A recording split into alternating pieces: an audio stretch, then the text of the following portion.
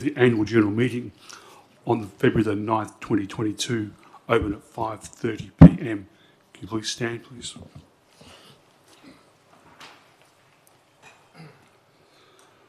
I wish to acknowledge the Yarra people as the traditional custodians of the land of which we are meeting, and I recognise their strength, resilience, and pay my respects to their elders past, present, and emerging. Thank you.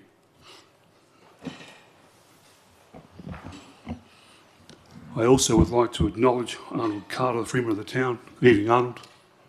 Thank you. Item number 3.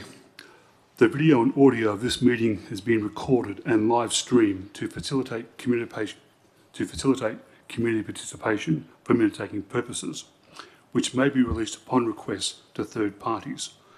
My name is Peter Carter and I am the presiding officer for this annual general meeting of Electors. I will conduct this meeting in accordance with the town standing orders, copies of which are available on request. Should there be a vote on any matter, each elected is entitled to one vote. Only elected of the town are entitled to one vote at this meeting. Any decisions made on tonight's meeting will be considered by the Ordinary Council meeting held on the 23rd of February 2022.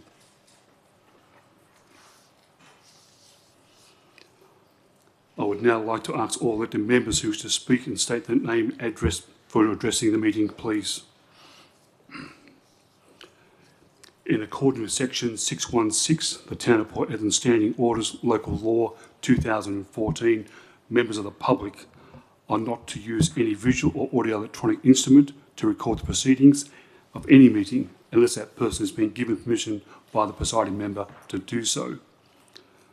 Members of the public are also reminded that in accordance with section 6174 of Standing Orders, mobile phones must be switched off and not be used during the meeting.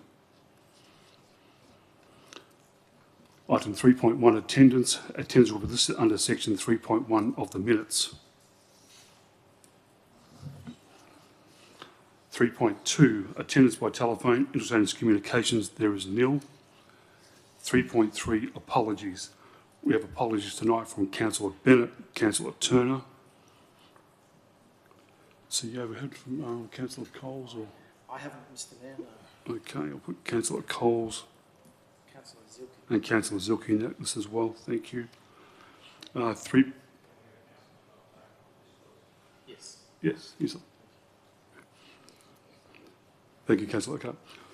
3.4, approval of absence. There is nil. 3.5, disclosure of interest. Any disclosure of interest?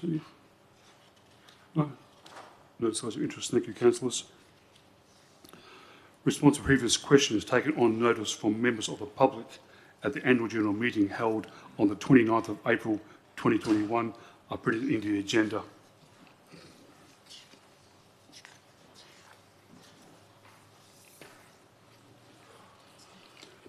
Item number 5, confirmation of minutes of a previous meeting. 5.1, confirmation of the minutes of the annual general meeting for electors held on the 29th of April 2021. We have a recommendation before us to confirm the minutes of the annual general meeting of electors held on Thursday, the 29th of April 2021 are a true and correct record. Can I have a mover, please? Councillor Zilke, thank you. Can I have a seconder, please? Councillor Gillingham, thank you. Are there any electors who wish to speak to the motion? All those in favour, show of hands. Any against? Okay, motion is carried. 5-0.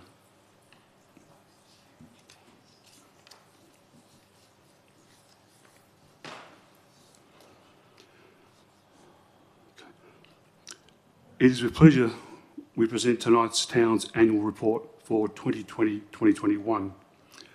The 2020-21 financial year has and demonstrates a remarkable resilience throughout COVID-19 pandemic. The mining resource sector, strong growth underlined the state's national economies, supported by job creation and buffering Australia from the worst downturn since the GFC. The town's COVID-19 resistance grants program granted nearly $700,000 to the Headland-based community groups, small businesses easing the local economy hardship caused by this pandemic. It was fantastic to see the town providing organisations with support during this uncertain and unprecedented times. Council and I have been pleased to see the significant progress made in delivering and transforming record capital works programs this financial year, sod turning earnings, right across the LGA, delivering detailed design on ground and including stage 2 of the JD Youth and Community Hub and new sea groin at the Finnegan Island boat ramp, commenting along the way the Sportbank Marina project and Megara Park seawall projects. A key achievement of the town this year has been introduction of curbside recycling services delivered by the town Cleanaway with 93% community support for this initiative. Curbside recycling has been a staple of local governments across the country for decades, so it's been great to see Heathen move forward sustainable waste management. We've seen vast majority of households take up recycling since March. I'd like to thank everyone for doing their part in this major event. Thank you. This year we continue to build relationships with Heathen traditional owners and listen to their concerns. In May, I was honoured to attend the official opening of Strike Park at the West End, including the 75th anniversary of the Pilbara Aboriginal Strike. This strike involved over 800 Aboriginal pastoral workers working off large-scale pastoral stations in the Pilbara for better working conditions. I was moving to see the community come together to reflect on significant and great events of this impact of Australia's history.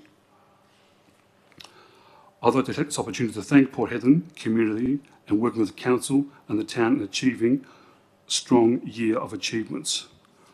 We have a recommendation before us, the Town of Port Hedland's annual general meeting of electors receive and note the contents of the Town of Port Hedland annual report for the 2020-21 financial year, including the Mayor's report, the Chief Executive Officer's report, and the audited financial reports for the period ending June 30, 2021. Can I have a mover, please? Okay. Councillor Christensen, thank you. May I have a seconder, please? Okay. Councillor Zucchi, thank you. Are there any letters which wish to raise any questions? All those in favour, show of hands, please. Motion's carried 5-0.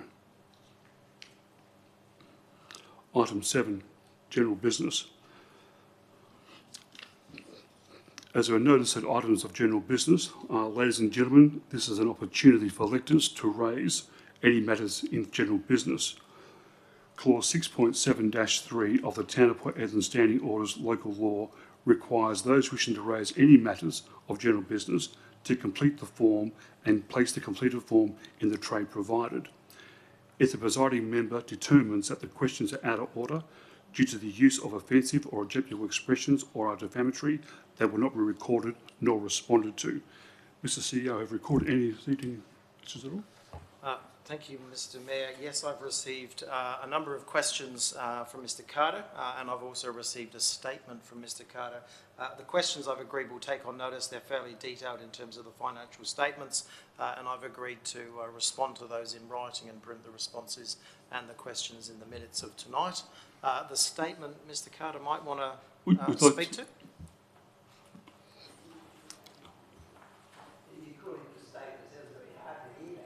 Oh, sorry, Arnold.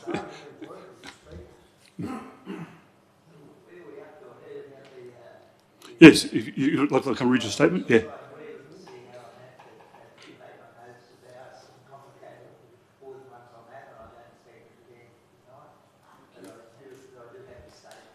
Okay, if you'd like to please come forward and make your statement, thank you.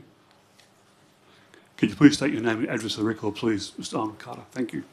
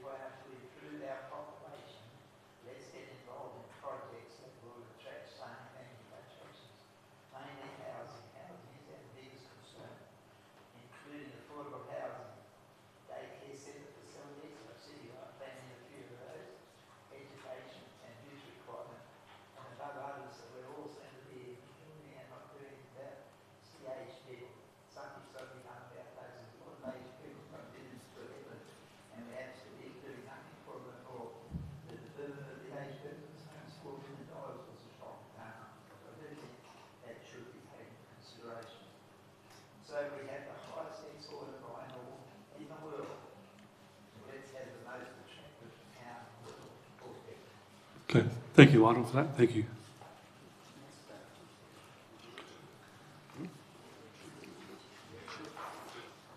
Do you have any more statements at all?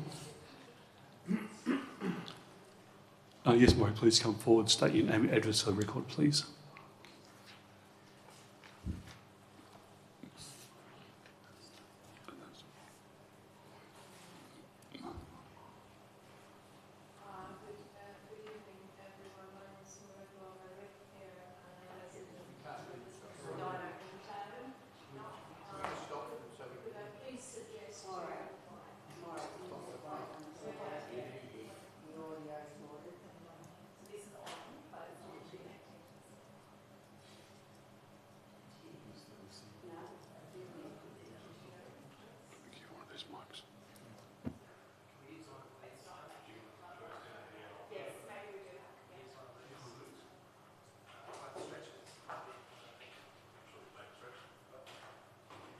You've got to come forward, mate, right? I just need you to get to use that microphone. Fine. All right.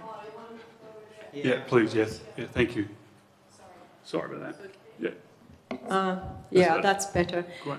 Maura Glow, resident and ratepayer and business owner in town, and just make the point that whenever actually you sit in the audience at council meetings, it is particularly difficult to actually at any time hear what is being said behind this desk. So I know this has been an expensive expenditure of audio equipment, and it really doesn't normally work this well, so there is something wrong with the setup. Now, I'm unsure whether, looking at the agenda, whether we had a question time or a statement time, so I think I'm giving you a hybrid. Right, okay. So I'm also unsure as to what time frame I can actually ask my questions, whether it's 2021 or right up to date. But I'm going to start by asking, could I request, please, an update of progress report on the construction of the Sutherland Kingsmill pathway, and maybe make available a breakdown of costs to date. I'm unsure if the project is completed, and if it has, I must have missed that announcement. And maybe in view of, the weather that we just have and the damage that it has suffered, what the plan is going forward. So that's my first question. So do you answer now, or do you take this on notice? I was going to say, there'll be some parts of that we can answer, and maybe the director might comment, but certainly my understanding is that stage 1 is complete, but not stage 2. Reports on the damage, the director might be able to make some comment, and there is some work to be done. Finances, I'll need to take on notice, and I can report that back to you. Very good. So there's been no damage to the path. There has been some scouring at Darlett Street, and that was where there was informal access previously, so that's where the dune had been damaged. So the town has seeded that dune. That's happened in the last week, and we had always said that we would expect that there would be some damage in especially that lower part. So we've been monitoring it with the drone, and then we will go back and do some more manual works. But that damage has not damaged the path. The photograph was of the rock armour, so it wasn't the actual path itself. Thank you. In early in 2020, I noticed a sum of $44,000 being allocated to UWA, and I recall asking the mayor at the time, was he aware of what this was for? And he informed me it was the town's contribution for a survey being undertaken by the university. I think he said on the on the status of FIFO workers in town and the requirements thereof going forward. That would have been, we're nearly coming up to a year, and it was the town's contribution to quite a significant figure that was being contributed by the other Pilbara councils as well. I'm just wondering where that research is at, because it would be very useful to have access to it now. Yeah. I'm sorry, I don't have the answer to that, and I'm looking at the directors, and I'm not sure. It's something I might need to research and find out for you. Yeah, do you recall the conversation, I do. Yes, Peter? absolutely. Yeah. Yes, I do. Yes. Yeah. Yeah, absolutely. Yeah. And my third question is, could I please ask if there are any plans to recruit a qualified and experienced building inspector on staff in view of the budgeted expenditure of big ticket items going forward, whilst noting that a significant number of projects to date are still over time and over budget, really. And I think that this is a critical position that has been missing in the executive of the town now for a number of years. See you. Mr. Mayor, thank you. Yes, totally agree with you. It's a critical position for us. Unfortunately, there is a shortage of building inspectors, as we know, probably across the country. But we're fortunate that our current staff member is in the process of training and hopefully qualifying as a building surveyor fairly soon. So she will be able to do more than she currently can do. At the moment, we're outsourcing that work to Karratha, but we're hoping to do it in-house. Hopefully this year. I'm looking at the director. Don't know when she qualifies. Sorry, through the chair, the person you're relating to is actually a building surveyor who surveys plans and assesses the plans. In terms of actual building site inspections, that's where Lee's team would arrange someone to come up. So we are in the process of advertising for a building construction supervisor. But for all of those buildings that we have done, we actually contract that out. So we have supervision, support from some consultancies in Perth. People fly up and down. There are project managers that are out on those jobs for the bigger ones every day. So there hasn't been an issue with quality of those projects. I'm not sure how many questions I'm at liberty to ask, but Okay. Just as a continuation of the last answer, I think a budget item that was missing is the amount that the town actually spends on external consultants. I wonder if that figure is available. I see you. No, I don't have it available, and I think it was a question that Arnold and I had it too, and I think it's probably in his list of questions as well, so we'll probably publish that one. But we've obviously got consultancies across a number of areas in the organisation, and I'd need to aggregate up those costs to print a number, but happy to provide it. Yeah, but I think my point would be that we ratepayers don't want to be seeing expenditure on highly paid employees if they haven't got the capacity to deliver in their departments and the work is actually allocated to external consultants. We need one or the other. We actually don't need both. Thank you. Thank you, Mark. Thank you.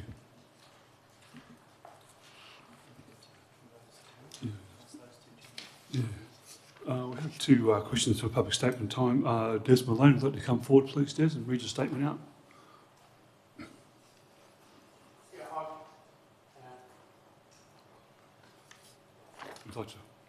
Just concerned that in the CBD the pumps didn't work. This is a regular occurrence, and we had major flooding in the. Was that in Wedge Street?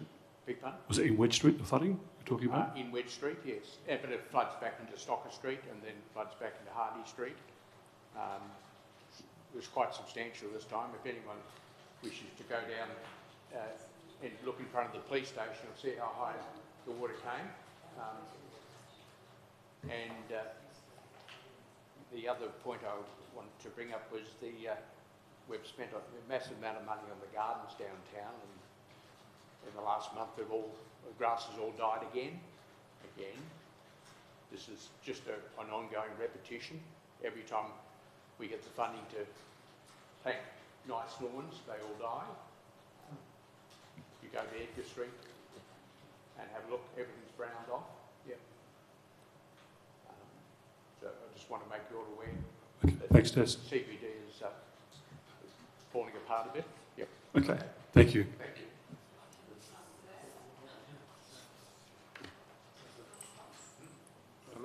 A comment on that?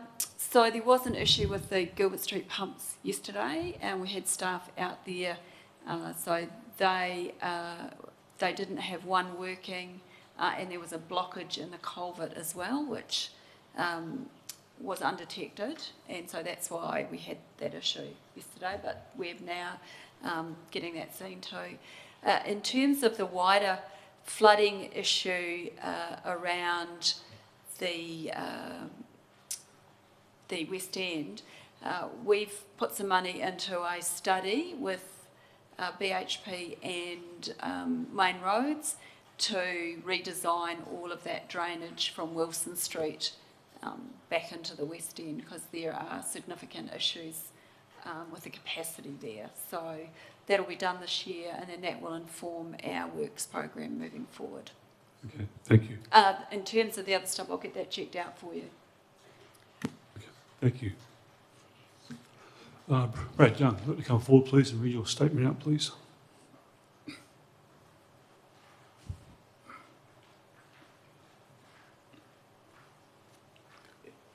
My name's Brad Young. I'm a ratepayer. I've been up here in the last 30 years. I'm a contractor, but my question is the capital works for Wedgefield on the road infrastructure and the drainage. We've heard it many times that we're going to do something, and over that period of time, nothing's really happening. And also, it's the dust. It's creating a lot of dust issues as well. We've got the biggest trucks coming into town, and we've upgraded Moorabbine Street, and we had the experts come up here and said it wasn't suitable didn't require dual carriage. Well, if you drive around Wedgefield, I mean, you can see the hazards we have interacting with those trucks, with light vehicles, and also coming on the ring road. I mean, the road system is not really, it's just a disaster waiting for something to happen. And yeah, moving forward, I just like to see where we're going and actually getting it happening. Yeah, understand. Rather than this is infrastructure that generates a lot of income for the state, and we seem to be living in a ad hoc sort of area. It's a filthy area, and the air quality is poor, and actually, to be honest, everything's poor. So I just want to see where we're going moving forward, if there's a vision. Thank you. Okay, yeah, thank you. Lee, do you want to comment on that? I know it was an upgrade for Wedgefield, but yeah. So we've completed a study in terms of what needs to happen in Wedgefield. It suffers from a number of issues. Drainage, so a lot of the drains have been filled in for people to get extra parking, and so the drainage system doesn't work. It was never designed for 60-metre long RAV10s, but it is a RAV10 area, so there needs to be significant work on intersections and how you then turn and manoeuvre in Wedgefield. So we'll start working our way through that. There's, I think, $2 million being spent on some intersection upgrades, and we're using our regional roading funding for that over the next. So all of that funding is going into Wedgefield, but there needs to be a significant amount of other work done there, and we understand that, but there also, we need to do some better designs. So we haven't done any final designs, but there also needs to be quite a bit of consultation with people, because it will change how people can get around Wedgefield, so we need to approach that quite carefully. Okay, thank you. Yes, Brad? Yeah, okay. I can see that. Look, we've got one intersection, all of Wedgefield, for those trucks to come out. We can see what's happening, but we don't plan for what's happening and have an action. We have all those trucks going in and out of Wedgefield. Something happens, those trucks can't move, they can be locked in. And we should be putting something in place sooner than later. And that's my point. We've done this drainage studies has been going on for a long time, before your time. That's why I've sort of come here tonight to reiterate it, but also moving forward in a quicker version than have another study and get the experts taken up. I mean, there's the roads, for instance. I've never been touched in 20 odd years. Yet we have trucks there. You can see the verges are falling apart. You can see the intersections aren't adequate. They're an easy fix. We don't need people to tell us to fix them. It's just needs action more so than that. And the other intersection, we've got another intersection, the bypass road. We've got the new development happening over at Bridgestones and NGM. Why should all the trucks come through that one intersection when they can go the other end straight onto the loop road? There's an intersection, we've all seen it, it's been provisioned for it, it should be... It is part of the planning and it will be done, yes. It should be. They're doing developments now. Yes. And it's only going to get worse, and I thought, well, we should be addressing it rather than... Yeah, absolutely. Thank you. Yeah, thanks, Brad, thank you. Lynn Taylor, would you like to come forward and make your statement, please?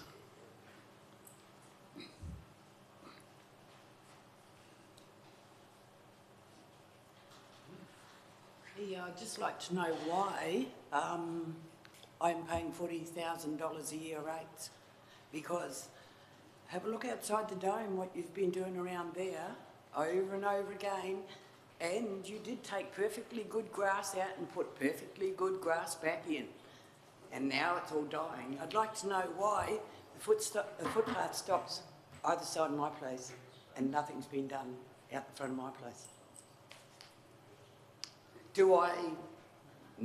Am I invisible around there? I'm not too sure. Your place is the Pier Hotel? Yeah, okay. It is. I'm not too sure, but I'll certainly let them know and find for you. Pass Yes. both those streets Yes. and have a look. Okay. Yeah. Yeah, we'll do. Because I don't see why I'm paying any rates at all. I get rid of my own rubbish. I don't use your rubbish bins. I've never had a recycled one dropped to me in any way, shape or form. I've been paying for mine to be taken away. I think the only thing that you have done is contributed to what BHP wants you to do. It's about time things turned around a little bit. You've riddled that area of the West End now, not only with allowing them to pollute illegally over the legal limit daily, but you've left all the drains down there with mosquito ridden constantly. They used to flow. They used to flow out to the sea. Now they sit there with water in them that continues to be there 24/7 every day of the year. It's about time someone had to live up that end of West End and see what it's like up there.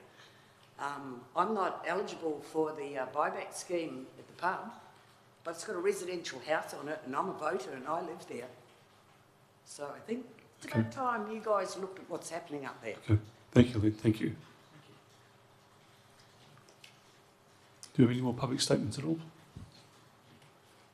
Yeah, yes, Gloria. Yeah, please come forward. Yeah, state your name and address of record, please. Thank you. But since there's no agenda, we will mix them up as Morag did. Gloria J. Cooper, 76 Sutherland Street, Port Hedland, resident of Port Hedland. I've just got a question with relation to and acknowledging Brad Young's comments around transport and logistics. You did say, Director, that there was a plan in place. Is there a transport and logistic plan that's currently being reviewed or being drafted? There's not an overall one for the town. There's a roading program. So we've had some studies done that informs where we'll be resealing the residential areas.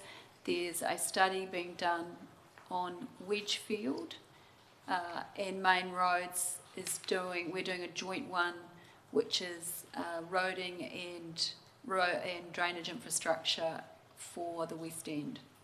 Sure. My question relates in particular to Wedgfield and the industrial area.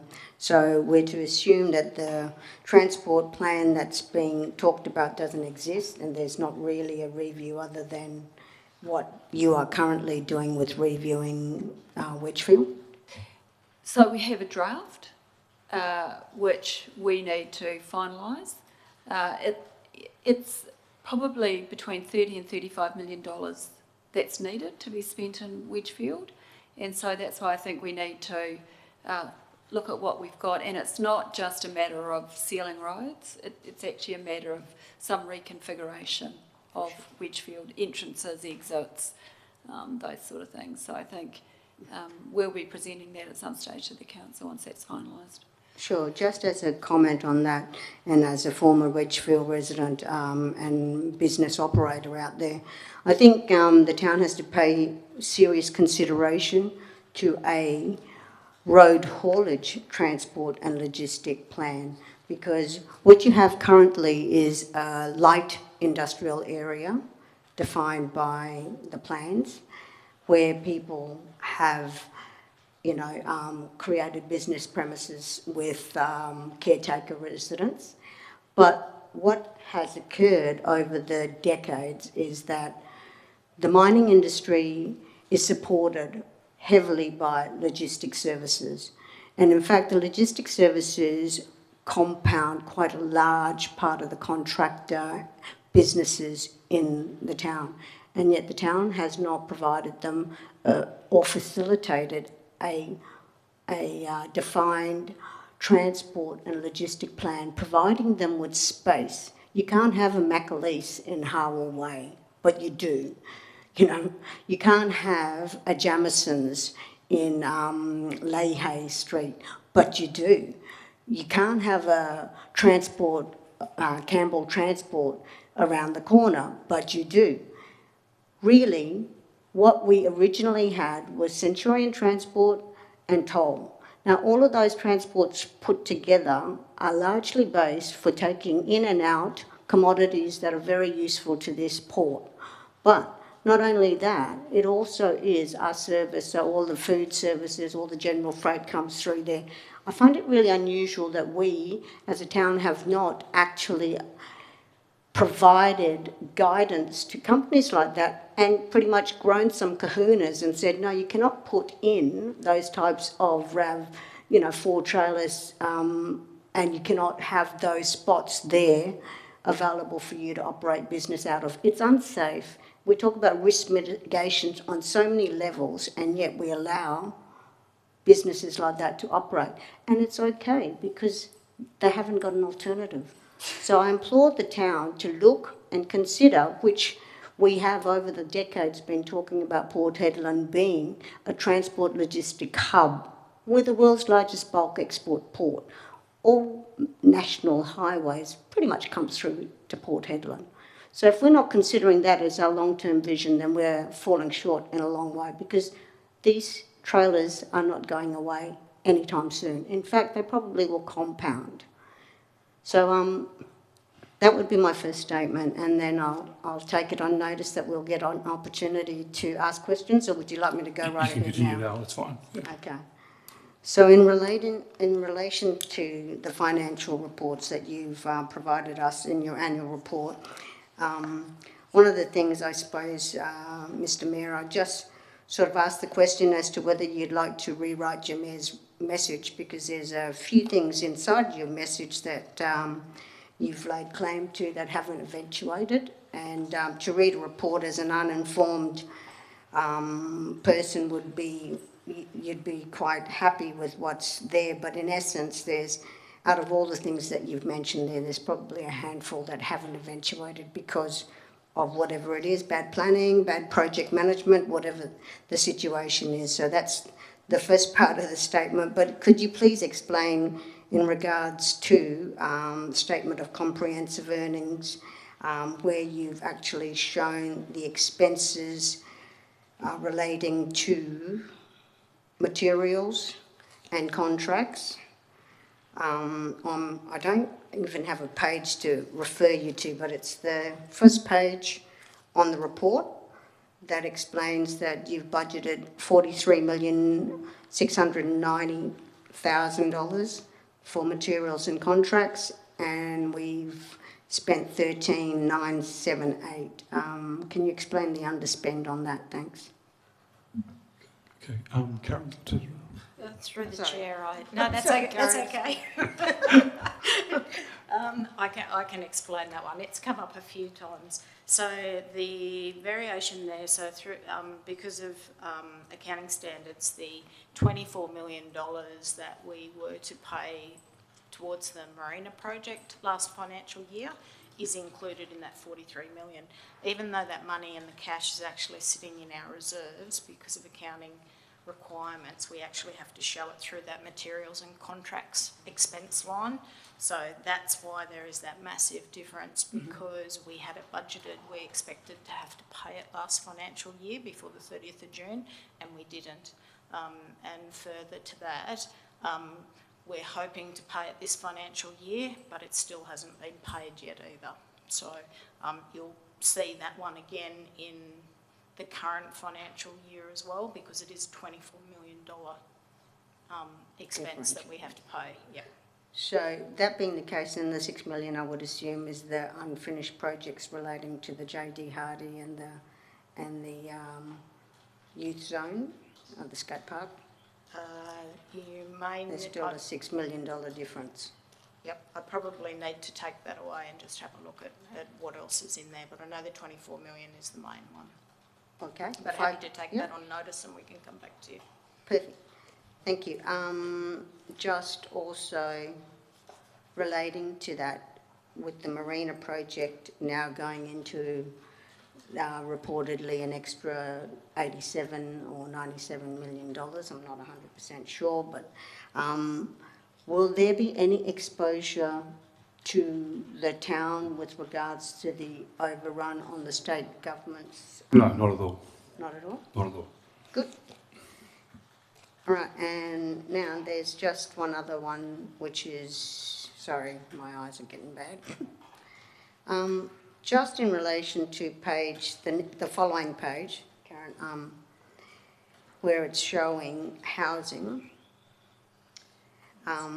So as an income revenue, can you explain what housing, how we get a revenue? Is that rental paid by staff? No. You've got 56. It won't be by staff. To be honest, I might have to take that one off and just have a look at what that is, if that's acceptable. It's a different split up of the finances, and I'm just not sure off the top of my head, so happy to take that one on notice. Sure. And on that being on the revenue side, on the expense side, on the same cost centre, under housing, there was a budget of 3,127,000, expended 1,051. Can you explain what that expenses relate to? What's the budget relating to? Given that it was double the budget from the previous year. Again, I'll take that one on notice and we can give you some more detail on that. I do note with that one that the actual expenditure is in line with the 2020. It seems to be that the budget was much higher, so I'll have a look and see what we actually had in the budget that didn't occur. Sure. And then the last one is economic services. This, I'm assuming, is consultancy, but it could be wrong. The costs budgeted for was 1.155, and the expenditure was 2.902 million. So it's more than double the budgeted item by $1.8 odd million. Is there do we have an explanation on that? I don't have it Cool. with me at the moment, but I'll have a look and we can come back to you with some more detail. Excellent. Thanks, Karen. No, Cheers. Thank you. Thank you, Laura. Thank you. Do we have any more public statements or questions at all?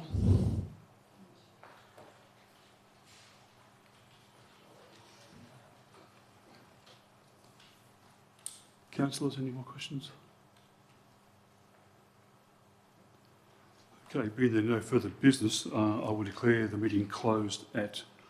Oh, sorry. Okay. I will declare the meeting closed at 12 minutes past 6. I'd like to thank Electors, Council CEO and his staff for their attendance this evening. Thank you very much.